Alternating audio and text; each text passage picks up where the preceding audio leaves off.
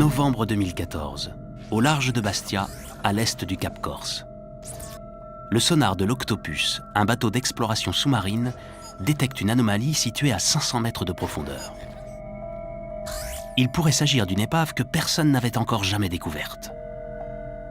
L'équipe de l'Octopus décide d'envoyer un robot équipé de caméras qui parvient à capturer les premières images du site.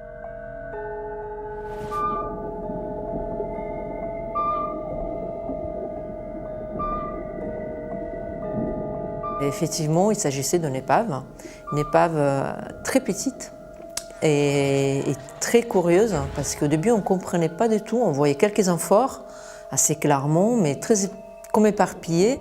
Et au centre, une espèce de tumulus très bizarre avec des grands objets qu'on ne comprenait pas trop bien, rectangulaires. Je n'arrivais pas vraiment à comprendre de quoi il s'agissait. C'est pour ça que je demandais d'essayer de prélever un morceau de ces grosses plaques inconnues.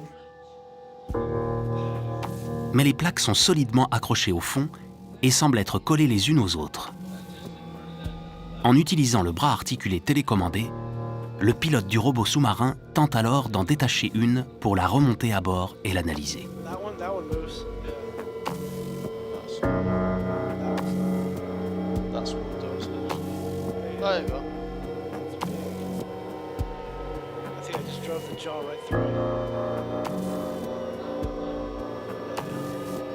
On a cassé un bout qui a provoqué une espèce de nuage blanc et qui a commencé à me faire penser que ça pouvait être des laitans.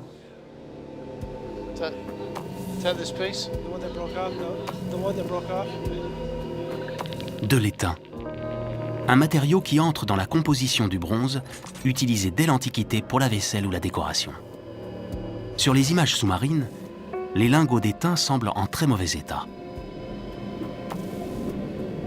On est à 500 mètres de profondeur, il fait froid, la température est très basse et ça attaque l'étang et le transforme, le cristallise. De fait, à part la forme générale du lingot, plus rien est reconnaissable. Même s'il est impossible de les dénombrer avec précision, la quantité de lingots présents sur le site pourrait faire de cette cargaison d'étain la plus importante jamais découverte en Méditerranée.